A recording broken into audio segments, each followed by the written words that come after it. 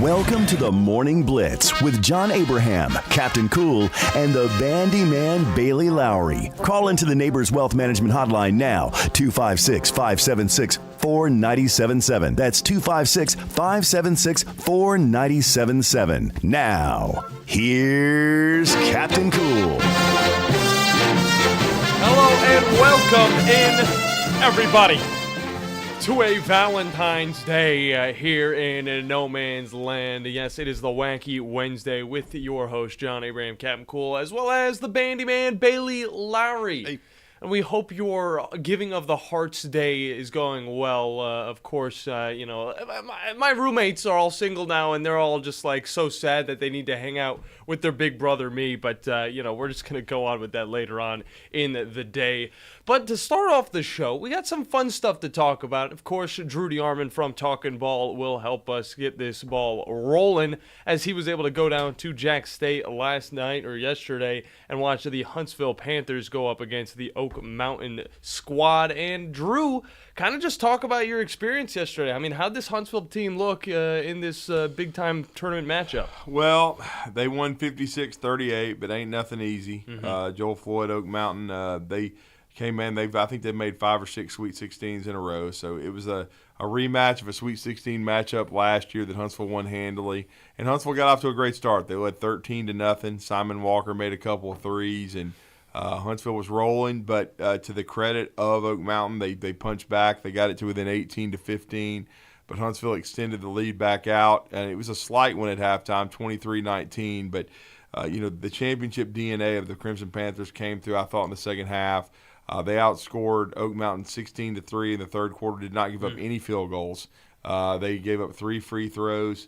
They were able to use their size. Caleb Harrison got it cooking in the third quarter.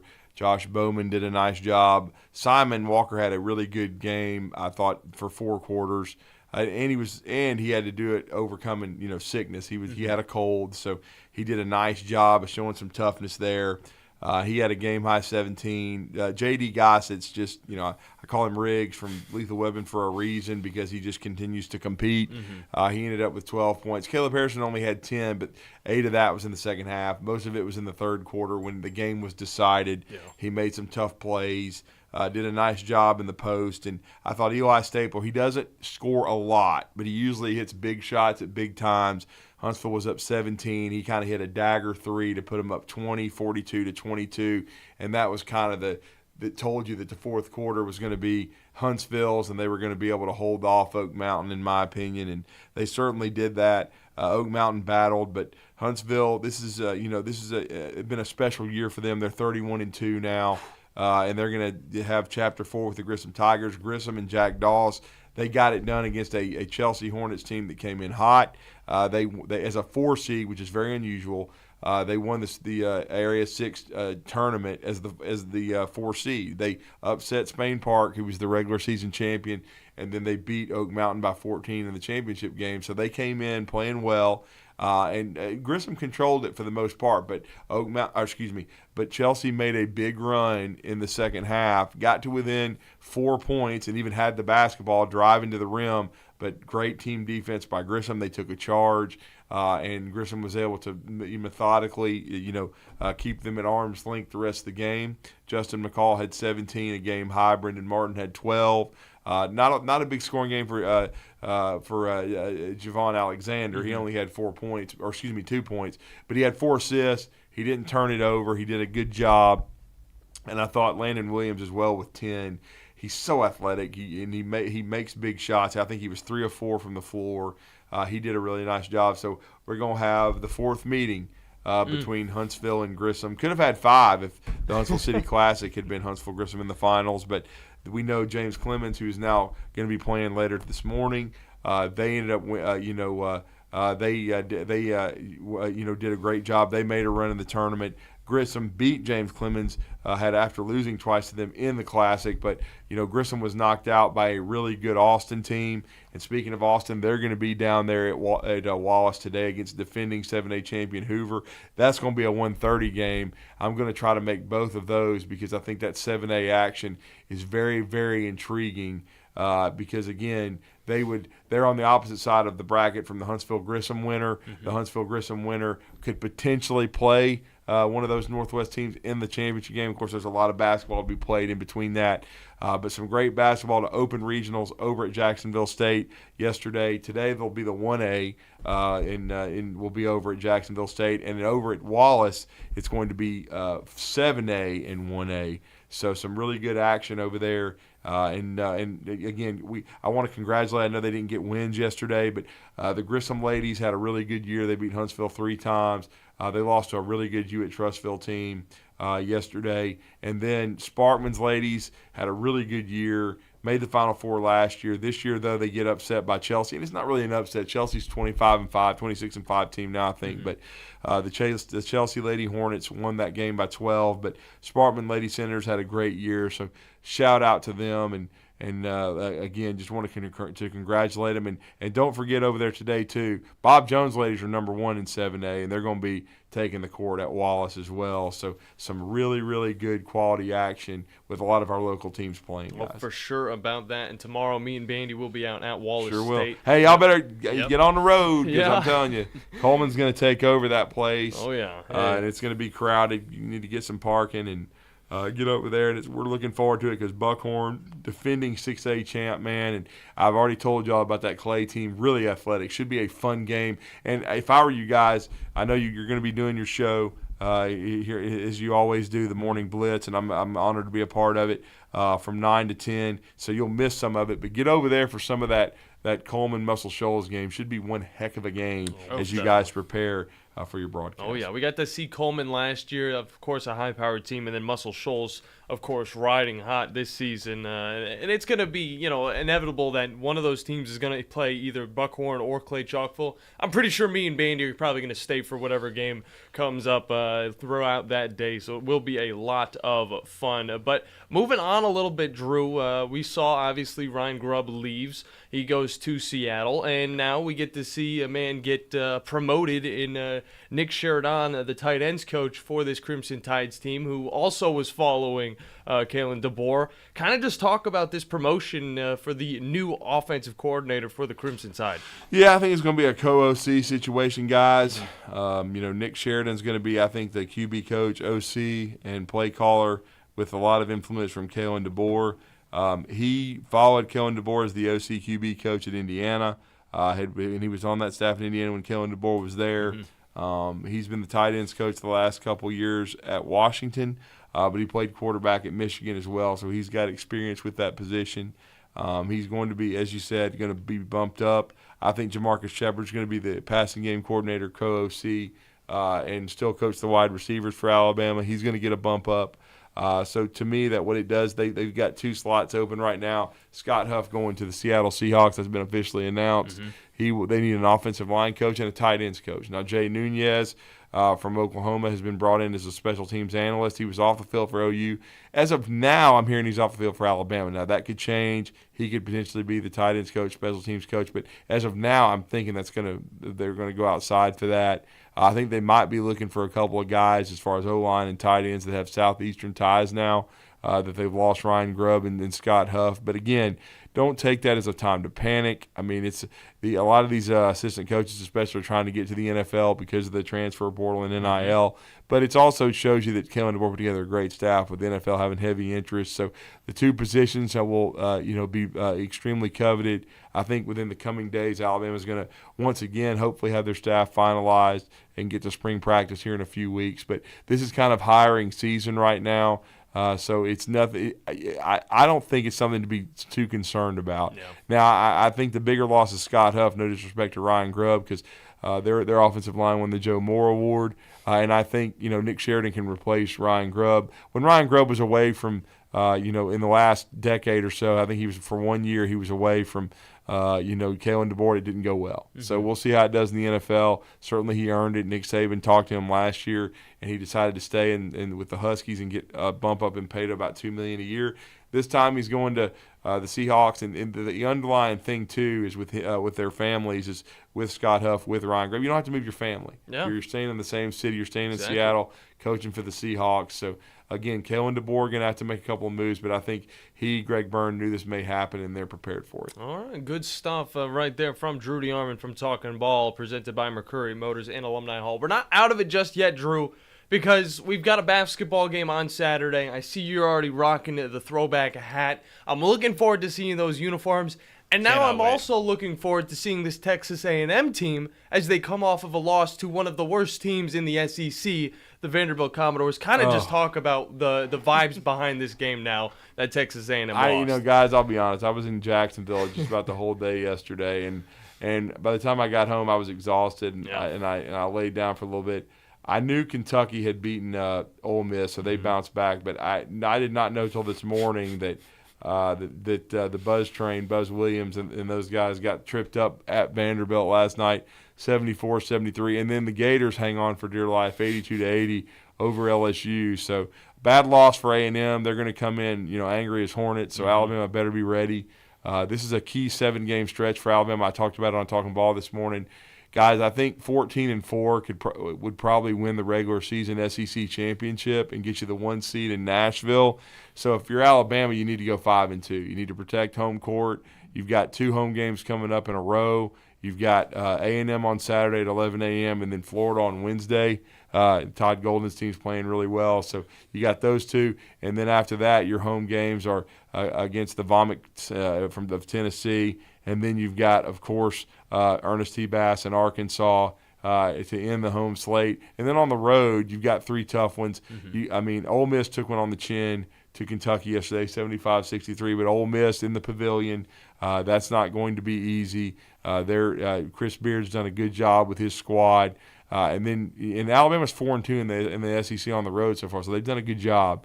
But you're going to go there. You're going to go to Kentucky. It's never easy in Rupp Arena at all. It's tough. And then you go to Florida. So if Alabama could go maybe 1-2 in that stretch and then win 5 road games in the league and then protect home court, I think 14-4 could get them the title. We'll see, because they've split with Auburn, which is big. They get the tiebreak over South Carolina, which they beat soundly at home. But in South Carolina, they're going to Auburn tonight. So this is a big game for both those teams, Auburn and South Carolina. And then for Auburn, it's a huge week overall, because you get both the games in Neville Arena, but you get South Carolina, who I think they've got a 6-game winning streak against, and then you get Kentucky coming in, and Calipari, he needs to get healthy. They need to get DJ Wagner back, no doubt about it. Trey Mitchell, they need to get those guys healthy, and if they do, I think Kentucky can make a run at the end. I don't think they'll win the league, but I still think they could make a run in Nashville because they have the talent, and then in the NCAA tournament. But it's going to be some fun basketball in the SEC coming down this last 2 to 3 week stretch, because it's hard to believe, man, the regular season's already winding down. As John Rothstein said this week, in the next 5 weeks, we're going to have a bracket. Yep. And, I know we're going to have a March Madness challenge here at the station at 97.7 The Zone, but it'll already be about to get underway, man. And Alabama and Auburn are both in the thick of this SEC race. For sure about that. Auburn are going to have a chance to take 2 teams off of their high horse in the SEC. It's going to be a lot of fun coming up this week going into next. But Drew DeArmond has been our guest from Talkin' Ball 7 to 9 weekdays. We got to hop into a break, because when we come back, we're going to look a little bit into this new CFP platform that might finally come into play on February 20th. That's what's coming up here on the Morning Blitz on 97.7 ESPN The Zone. Hello, Alabama sports fans. Did you know that it's illegal to place a sports bet on the big game in our state? Right now, you can place a legal wager in 38 states, including Tennessee, Florida, and Mississippi. But Alabama fans are missing out. Only you can help make a change. Call your legislator now and tell them you want the right to vote to allow sports betting in Alabama. Contact your legislator today by visiting sportsbettingalliance.org. Paid for by Sports Betting Alliance. sportsbettingalliance.org. It's time you discovered one of Huntsville's culinary gems, Good Company Cafe, the place for breakfast, lunch, brunch, and so much more. Bottomless coffee options, boxed lunch catering, pastries, and wedding and other special event catering. And with Valentine's Day coming, Good Company Cafe can help you impress your special someone with Valentine's brunch. Or you can order a brunch board to go with a bottle of wine for a special personalized picnic. Find out more and order online at goodcompany-cafe.com or stop by and see us at 7500 South Memorial Parkway. The state's largest orthopedic group is growing to meet the needs of the patients in our community. The Orthopedic Center has long been the most trusted name in orthopedics in North Alabama. So as our area continues on the fast track, so does the need for premier orthopedic care anywhere and anytime you need it. TOC is proud to announce the opening of our new locations in Albertville and Hampton Cove, along with the grand opening of our newest office in Decatur. These clinics will offer the same high-quality orthopedic care you have come to associate with TOC, with the convenience of being closer to home. As a patient, your time is your most precious asset, and we recognize that at TOC. That's why we are also proud to announce the opening of our urgent ortho clinics to handle those bumps and bruises that need prompt attention. These clinics are available to care for acute orthopedic injuries with no appointment necessary. With 38 physicians, 20 centers of excellence, and now more than a dozen locations to serve you, TOC will continue to be the name you turn to for the best orthopedic care at the right time. Visit our website at visittoc.com for more information. TOC, helping you live a better life. Tom Luganbill here for my friends at Woody Anderson Ford. Bobby White and his team take great pride in their service department, and you can see it the moment you walk into those beautiful new service lanes. And just like a championship team, they all work together to make sure your experience is second to none, whether you drive a Ford or not. Also, check out the gold certified pre-owned inventory at Woody Anderson Ford for great deals every day. Stop by and see them at Jordan and Sparkman or at Woody Anderson of Madison on Hughes Road, or visit WoodyAndersonFord.com. From the Fox 54 Weather Center, I'm Chief Meteorologist Jordan Dressman. A mostly sunny sky this afternoon. Really is going to be a fantastic February day. Temperatures climbing into the upper 50s and lower 60s. We're dropping into the upper 30s, lower 40s as we head into the overnight, early Thursday morning. A partly sunny sky Thursday afternoon. Temperatures climbing into the low and mid 60s. We could get an isolated shower on Friday. Otherwise, more cloud cover across the Tennessee Valley. Temperatures once again climbing into the upper 50s and lower 60s. Better opportunities for rain this weekend. I'm Chief Meteorologist Jordan Dressman on your home for ESPN Radio, 97.7 ESPN The Zone. Our steady diet consists of food and football, and occasionally some baseball and hoops. Did you eat a lot of paint chips when you were a kid? 97.7 ESPN The Zone.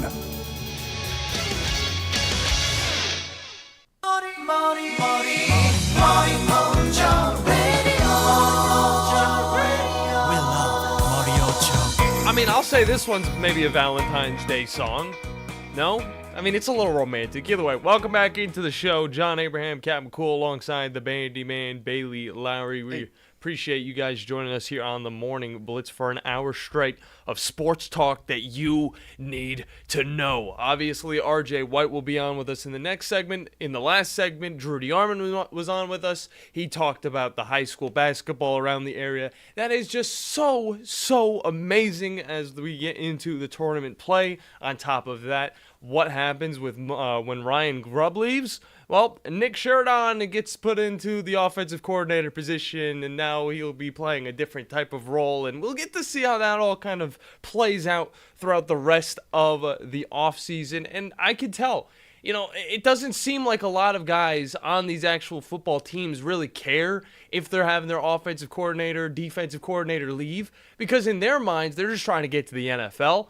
And if that means that they're going to have to transfer whenever that second transfer window opens, I think they're all for that, and they're not stressing too much about switching schools. Let's hope that does not happen for the Crimson Tide, but I will say maybe we're going to see a few guys leave the team. But I'm not going to say too many, though. Okay, this team is going to be sticking together. At least that's what I hope. Either way, we got to look at this new format that's coming to the CFP. But before we do that, we'd like to say that here at the Blitz, we're a little bit more secure than the college football scene right now. And I would say so. We like to promote the most secure things possible. And if I'm being honest, Fleming Roofing and Restoration is one of those things that is most secure. And you guys can check them out over at FlemingHSV.com to fill out your free quote today. And remember that Fleming always shows up. I was walking around my girlfriend's house the other day. I saw a shingle on the ground. It was raining, and I said, Well, you need a Fleming Roofing and Restoration. That's the first thing that comes to mind nowadays whenever I see any type of damage on anybody's roof, and you should as well. Bandy, college football is going to get a little funky, and we all knew that it was going to happen. It started off by wanting to do a 6+6 model in the CFP. Obviously, you get 5 Power 5 teams, one of the smaller squads from outside of the Power 5, one group of 5, of course. And then on top of that, you get the rest of the top 12. So you get 7 or 6 other teams in there. They get to all battle it out, and it's a lot of fun. The problem with that is the Pac-12 does not exist anymore. So there has to be a question, what's going to happen moving forward? Of course, right now, there's a little bit of back and forth. The NCAA wasn't going to do anything because, the Pac-12 still is holding out on really what they want to do. And, of course, their vote still matters, at least for another 2 years. So we finally have the time to where they're going to make the decision on whether they're going with the 6+6, I doubt it, or the 5+7.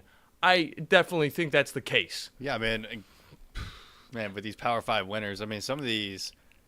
again, it's just a Power 2 environment right now because what other conferences are going to be standing up to be SEC in the Big Ten? Well, we're still going to obviously have the ACC. Okay, there's a few teams. Am I thinking the Big 12, Big 10 or Big 12? The Big 10 is going to be that other big time conference. Yeah, okay. The Big 12, on the other hand, kind of faltering. Of course, losing Texas and Oklahoma to the SEC. They're the one that lost everything. Those are the big. Yeah, that's the big losses for them. The conference that lost everything is the Pac-12. We all know that. But whenever it comes down to these other ones, they're kind of just running to get all these other teams in, and now we get to see SMU a part of the ACC or whatever they're a part of now. It's a very confusing matter, but really all you need to worry about is the SEC and the Big Ten, and the Pac-12 also agrees that those are the two conferences that are going to be leading the charge within this vote that's going to be going down on February 20th, where they're going to finally vote on what format is right for the CFP moving forward. And I think this is ridiculous that we are just now finding this out when there is CFP football with the 12-team playoff coming up next season. I just don't understand why the NCAA is working so slow, but at the same time, with teams leaving conferences left and right, just like that, going from last season to this season, players moving around, there's not a lot of order that's going on with this NCAA, and that's why we see the SEC and the Big Ten saying, we'll take this into our own hands if you guys don't get your crap together.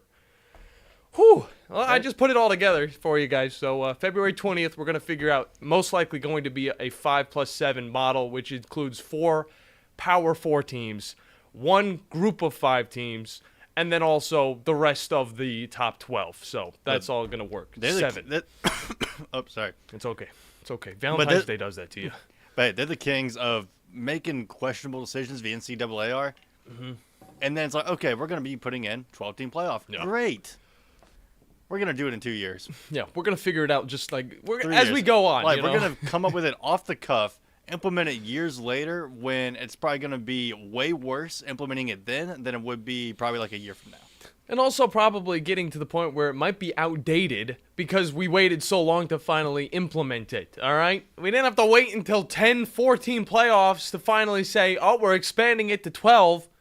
You could have saw it already and done, one of those NCAA moves where you instantly just change the whole landscape like that. Which it's a miracle that worked for a decade. Oh yeah, it was entertaining at times, but there's some years that we look back on just didn't work. And I think the funniest part about all of this is that ESPN, they extended their deal with the CFP that's worth $7.8 billion.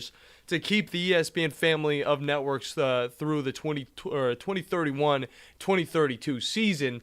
I think it's hilarious that they signed on to something that wasn't set in stone. They didn't even know what they were calling in on. I'm sorry, I knew Natty Dan was on the line. We can get him on real quick if he's still on with us. Natty Dan, how are you doing? Very well. Listen, I'm going to touch on something with you guys that my son brought it to my attention. Yeah. I realized how great this Michigan team was. Okay. In the history of Michigan football, I think this might be the best one ever. And the reason why I say that is the players on this team, 18 of them have been invited to the combine, and the previous record was by LSU, 16. Very well, we could be extremely successful as far as draft-wise after the combine. I'm telling you, fella, this team literally could be the best ever. I mean, I can agree with you that it's definitely a historic team being the best ever. There's some back and forth with that, okay? Because I could have saw, an Alabama team that was not, the best of the best this season, maybe getting the upper hand on a Michigan squad. But, I mean, they did finish without a loss. I mean, they were able to get to where they are now, and now 18 players going to the NFL Combine. It is very impressive, to say the least, that, I mean, you could at least say they're in the top 10 of the best college football seasons of all time. I would definitely agree with you if you said that. Well, I'm extremely proud of it. We'll see how this plays out for us down the road, but this very well could be the best ever. So hey, I'm not going to deny I it. thought I'd bring it to your attention. I mean, I know I'm piling on. I thought you were going to go on something else, but then you brought up the Michigan again. I was like, I mean, what else do we expect, though? I mean, we love hearing you talk about it. It's been a wonderful year, guys. Yeah, I can't dog you for it. Yeah, the Lions and everything, you put it all together. I'm giving you your time. I'll let you have your time, but Natty Dan. Thank you. I appreciate that. Appreciate I got the days are dwindling because after a full year, I'm going to have to shut it down and not talk about it. So, plus, I don't think it's going to be a while to our next championship. So we'll see about that. See. Next season's going to be an intrigue. Good stuff, Natty Dan. Appreciate you calling in. 256-5764-977 is the number to get in. Bandy, did we have somebody else call in? All right, let's hit Brandon. Not physically, though, mentally. Brandon, what's up, man? Y'all going to go shirtless and paint your chest for the calling the game tomorrow? I think we might get kicked out of the building. They might not take us serious, but I think we can get – okay, so let me tell you this, Brandon. We could go in there, all right? Prior to the game, in Bandy's car or right next to Bandy's car, we're going to paint up, all right? Then we're going to put our business attire on. We're going to walk in there all professional-like, and then as soon as tip-off happens – I'm going to start slowly undressing, and then I'm just going to take off my shirt, and I'm just going to have the big old B and go say Buckhorn, and then that's going to be the broadcast. And it's just going to be a smear of yellow paint, right? It's just going to be all over the inside of my shirt. Brandon, are you going to be listening to it? Are you looking forward to that game tomorrow? I may be there. I've got to go to the west side of Cedar Bluff tomorrow, so I'm not that far. I may actually make an appearance.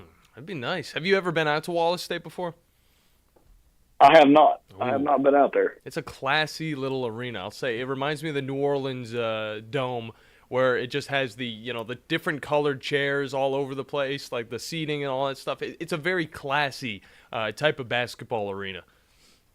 Well, where I've been down that area in Jacksonville. Trust me, when you come in right there at 11th Street and top of the hill at the big hall there. Yeah. That is the most money-making spot for that entire county because they sit right there because the speed limit drops so huge. It can't do that in the state of Georgia. There's a law against it. And they sit there and just destroy people when you top that hill. Jeez. So you have to just be careful of that when you pass 11th Street. You better pull the parachute. So, but no, I'm going to come. I'm thinking about coming tomorrow. I've never been to a game there, and I'd like to check it out. There's a nice little barbecue spot there in downtown, but I was telling Bailey when I'm coming in, depending on what y'all were going to do, I told Drew too, I said I could grab some Big Chief and bring it to the game, or we could get something afterwards. I'm fine with whichever you are all about. We're going to be going down there anyway. I mean, I'm down for either. And I know I'll be hungry after that good call. Buckhorn versus Clay Chalkville, of course, going to be that game. Brandon, you should definitely check these games out because it's just going to be a lot of good competition going down in Wallace State. It is. And I wanted to say this and run this guy's by you. That whole extension of the college football playoff where they're talking about, what is it, $7.8 billion for a 6-year extension. Yeah. How does every team that makes the playoff, even with 12 teams, how does every team not get $20 million? I don't know. If you make the playoff. Yeah. I mean, I know there's that base where it's like you get like the $5 million or something like that every single season if you're a part of the CFP, but it's just, I don't know. They should be making more than that. I look at that and I say to myself, if it's $7.8 billion, then where is all that money going to? I mean, if you're getting that for a TV deal, then how are these schools not getting more money when they make it as a part of it? I hope it's going into that EA game that they're coming out with this summer. But we got to get out of here, Brandon. But we appreciate you calling in. Hope to see you tomorrow at Wallace. Roll Tide, gentlemen. Roll Tide, brother. I know he's excited for that Texas A&M matchup on Saturday. Yeah, Roll Tide and go Bucks. We got to hop into a break. When we come back, RJ White's on the other end, and he's going to finish up this NFL season. So tomorrow we'll be set up for UFL talk. That's what's happening here on the Morning Blitz on 97.7 ESPN, The Zone. Are you tired of chasing a roofing contractor to show up on time, or even show up at all? I'm Sam Fleming with Fleming Roofing and Restoration. Our motto at Fleming Roofing is we show up. Our goal at Fleming Roofing is to provide the reliable customer service that you deserve, and we have the resources to meet all of your roofing needs: residential, commercial, industrial, replacement, or repairs. We are manufacturer certified for roof coatings, single-ply membranes, and asphalt shingles. Whenever you need a roofing professional you can count on, call Fleming Roofing and Restoration. We are committed to finding the solution that meets your needs. We don't have quotas or heavy-handed sales tactics. Fleming Roofing, we have expert experience. We show up. Free estimates, residential, commercial, industrial, replacement, or repairs. Check us out at FlemingHSV.com. FlemingHSV.com. When you need a quick response, it's Fleming Roofing and Restoration. We show up. No representation is made that the quality of legal services to be performed is greater than the quality of legal services performed by other lawyers. A wise man once said, "If you take care of old folks and children, everything in the middle will take care of itself." Hi, I'm Danny Aldridge, lawyer in Alabama and Tennessee. In the next 20 years, the number of those folks over 65 years of age will more than double. In our golden years, the most important goal is to be treated with dignity and have control over doing what makes you grateful with those you love. At the Aldridge Law Firm and the Legal Town Center, we're dedicated to help you with these goals, and we'll be there when life throws you those inevitable curveballs. Let us assist you with your legal needs, whatever they may be or become. You may reach us by phone at 256-534-3188 or online with Dan at danaldridgelaw.com. Just remember, we're here to help. Whether it's personal injury, wrongful death, fraud and cheat, or estate planning made complete, we're here to help.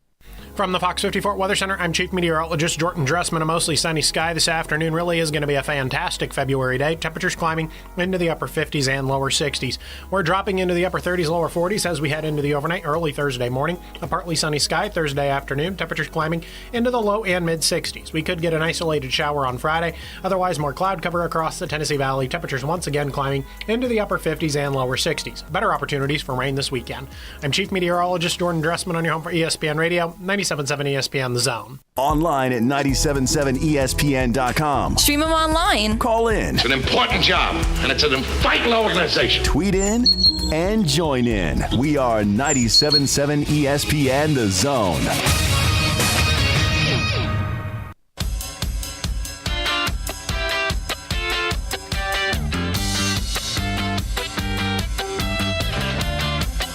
Hello, welcome back in to the Morning Blitz, the most energetic sports show in the morning. John Abraham, Captain Cool, alongside the Bandiman, Bailey Lowery. Hey. We got the best sounders, I think, on the whole station, too. No fault to the other guys. I think we just know music a little bit better. But it is Valentine's Day, and that means we're going to talk about the thing we love the most, at least the thing that I love the most, obviously. Bandy, I'll let you have your talk about the NBA in the final segment, but we're going to talk some NFL with one Mr. RJ White from sportsline.com as the season finally comes to a close. It feels like we needed another, half of a year, and then maybe I would have felt a little bit better about the season ending, but you know what? It ended a little too quick. Either way, RJ, how are you doing today, man? I'm doing good. How are you? We're doing wonderful as we saw the Super Bowl come to an end. It kind of just made me want to, recollect on the past throughout this NFL season, and I want to know your final thoughts as we wrap up the 2023 NFL year. Well, it's interesting. The Chiefs, did not meet their win total, so it was an unsuccessful regular season for them. They always get to 12 wins with Patrick Mahomes. They did not do that. So struggles in the regular season, but it doesn't matter because you get to the playoffs and they become the Chiefs again and the unvanquishable demon. And even when you have them down 10 points, as the 49ers found yet again, you just cannot put them away. So this time it was a rogue fumble, a ball that bounces off a guy's leg on special teams, and that puts the Chiefs back in the game. Other times it'll be something else, but it just seems like if you're an AFC team, if you're even an NFC team, what's your plan to stop the Chiefs at this point? Because as beatable as they look during the year, they're champions again. Yeah, I mean, at one point they lost to the Raiders, which then the Raiders ended up getting destroyed. I mean, it was a lot of weird stuff that happened this year, but nothing too crazy to where it really turns the NFL upside down. We still ended up seeing the Chiefs go to the Super Bowl, play up against the 49ers, and end in a very, very nice fashion, I will say. Definitely going to go down as one of the more exciting ones to the end. Just kind of talk about your opinions on the big game, what props really hit, and what props kind of, just went way, way left. Yeah, it was, if not for the first three quarters, it might have been the best Super Bowl of all time. But having all those fumbles early on, kind of sloppy, great defensive battle between the teams. The 49ers really stepped up on that front. But not as exciting football, I'm sure, for the fans, even though there's a lot of fascinating, matchups breaking down the game on what happened. But, everybody will remember the fourth quarter, starting from that muff punt or late in the third quarter, all the way through to overtime. That made it, a pretty unforgettable Super Bowl. So, interesting there. Some of the props that are interesting, I was able to hit a 25-1, I believe, non-quarterback to throw a touchdown prop. So I thought that there was a chance for some trick plays with these teams, the amount of players that have thrown passes for them in the past, to happen. So it was good to see that come in. Some other, wasn't able to get my Pacheco over rushing yards. I thought he would be a key part of the game, and he was. They really fed him a lot, and 49ers did a great job of limiting his effectiveness. And we saw McCaffrey get to 80 yards both rushing and receiving, which means he did not hit his over on his rushing prop, but he soared over on the receiving prop as a lot of people expected. And then, you just have the random people that it wasn't the George Kittles and Brandon Ayuk that were making plays. It was guys like Jawan Jennings and Mecole Hardman and Marquez Valdez-Scantling and some of the unheralded guys. So kind of a Super Bowl for unheralded guys. I was very high on Kyle Juszczyk getting over 3.5 receiving yards. He got it on the first play of the game. So it was nice to have cash there at the very beginning of the game, too. Yeah, with two teams with just explosive defenses, both on the line and in the secondary, you definitely got to look to those 3 and 4 wide receivers and even the fullbacks at times to really be the ones making those plays. And on top of that, of course, Travis Kelce pretty much held up in the first half, but really opened it up in the second to help get the Chiefs that victory. But you talk about the Chiefs' running game, and it kind of has me thinking going into 2024, we're going to have a lot of top-tier running backs going into free agency yet again, and this time the franchise tag might not be a possibility. I just want to know, is it going to be a lot of the same that we saw in the 2023 offseason or the 2022 offseason, going over into the 2023 offseason where running backs are just going to be scrambling for any type of contracts?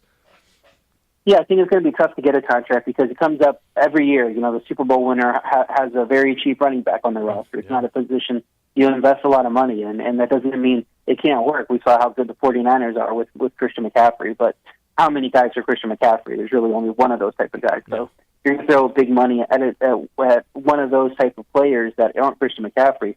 You need to have a way to make him a focal point of your offense and do things that you wouldn't be able to do with a guy you're picking up in the draft from third round on. And you can find some of these guys that have success, the Devin Achans of the world, the Pachecos of the world that have success from the later rounds. Kyron Williams ended up being one of the best running backs in the league.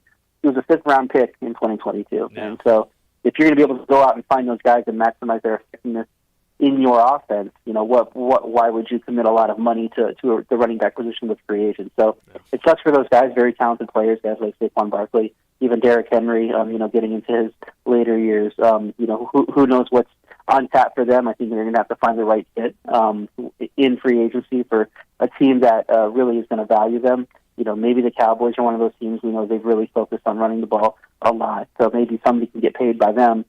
And who else, is going to do it? I don't know. Yeah, for sure about that. RJ White from Sportsline.com on with us, giving us all the information we need to know about the final thoughts on the Super Bowl as well as the running back situation going into next season. I remember LaDainian Tomlinson, whenever he hit 30, that's whenever people were thinking this guy's career is over. He ends up signing with the Jets. He's got a few years left in the bag, and then he obviously kind of just fizzles out. But last thing I want to ask you, RJ, before we get out of here, Lamar Jackson, of course, wins the league MVP.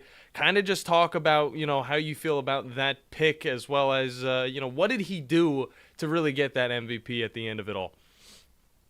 Yeah, I think he kind of had to be the MVP. Just an exceptional season from him, involved as a passer. They got him some more passing game weapons and really made it more of an offense that is tougher to defend, both the run and the pass.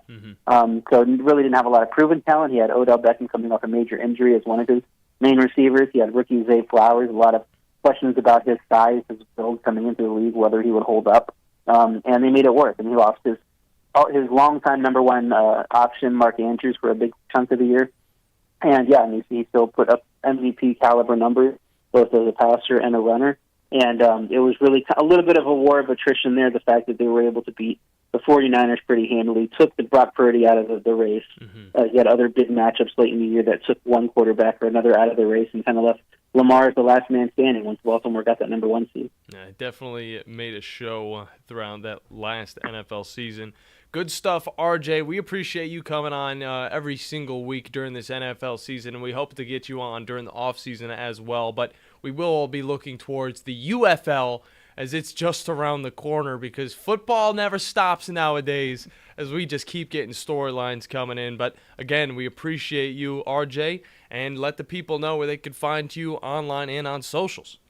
You can find me on Twitter at RJWhite1. You can find me online on Sportsline. Won't be a ton of content in the off-season for the NFL, obviously. We'll have some UFL content once that comes around. Also put up a 2025 Super Bowl piece, taking all the odds of the 2025 Super Bowl at the major books and deciding which team has the best value, which team has the worst value, ranking all of them 32 down to 1 to see who's the best value in the league to bet on the Super Bowl right now. So you can go check that out at Sportsline. For sure. Wouldn't expect anything less from you, RJ. Good stuff. Appreciate your time, brother. Have a wonderful rest of your day. Thanks. Take care. Well, that's the NFL season.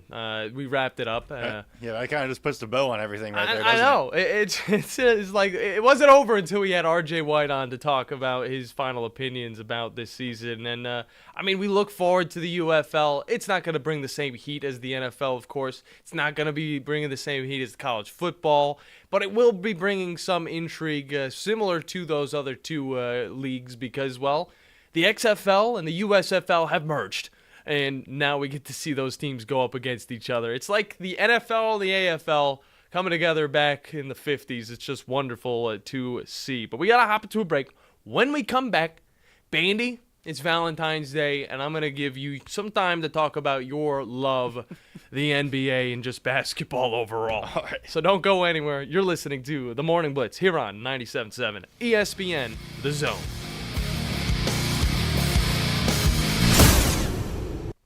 The new favorite place for delicious Mexican food is Corralejos Mexican Grill in Huntsville. Check out their reviews on Facebook and you'll see what people are raving about. Enjoy drink specials all day Monday through Thursday, like house margaritas for $3.99 and 12-ounce drafts for $2. Even vegan-friendly entrees on Monday starting at $5. Corralejos Mexican Grill, 1658 Old Monrovia Road in Huntsville. Follow them on Facebook and Instagram to stay updated on their specials.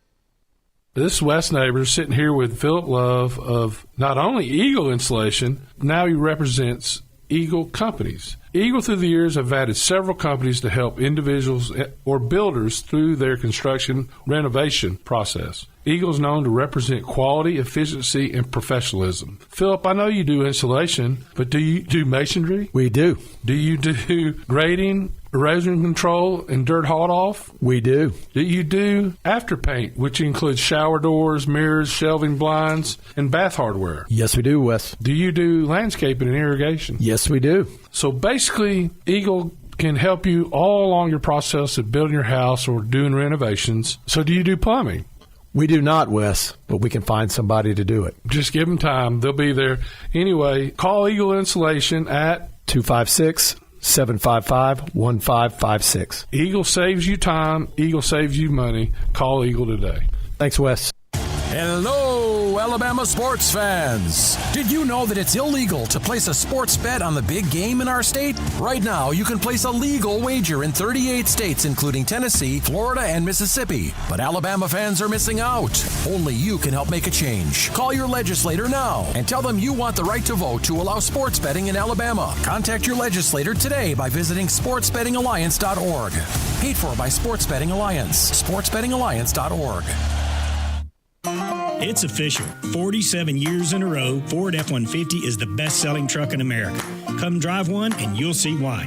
Hi, Bobby White back again for Woody Anderson Ford, inviting you to kickstart the new year in a brand new F-150. Choose from nearly 200 F-150s, and we think you'll find just the right one. Right now, we have financing as low as 2.9% for up to 72 months on 2023 F-150s, and lease payments as low as $389 a month. That's a 36-month lease with $6,282 due at signing, zero security deposit, just tax tag title, and your good credit. Offer ends February 28th. Call 539-9441 for complete details.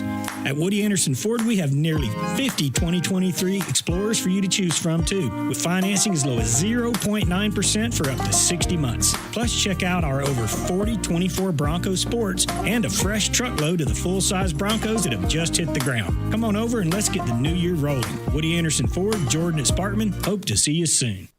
From the Fox 54 Weather Center, I'm Chief Meteorologist Jordan Dressman. A mostly sunny sky this afternoon. Really is going to be a fantastic February day. Temperatures climbing into the upper 50s and lower 60s. We're dropping into the upper 30s, lower 40s as we head into the overnight, early Thursday morning. A partly sunny sky Thursday afternoon. Temperatures climbing into the low and mid 60s. We could get an isolated shower on Friday. Otherwise, more cloud cover across the Tennessee Valley. Temperatures once again climbing into the upper 50s and lower 60s. Better opportunities for rain this weekend. I'm Chief Meteorologist Jordan Dressman on your home for ESPN Radio, 97.7 ESPN The Zone.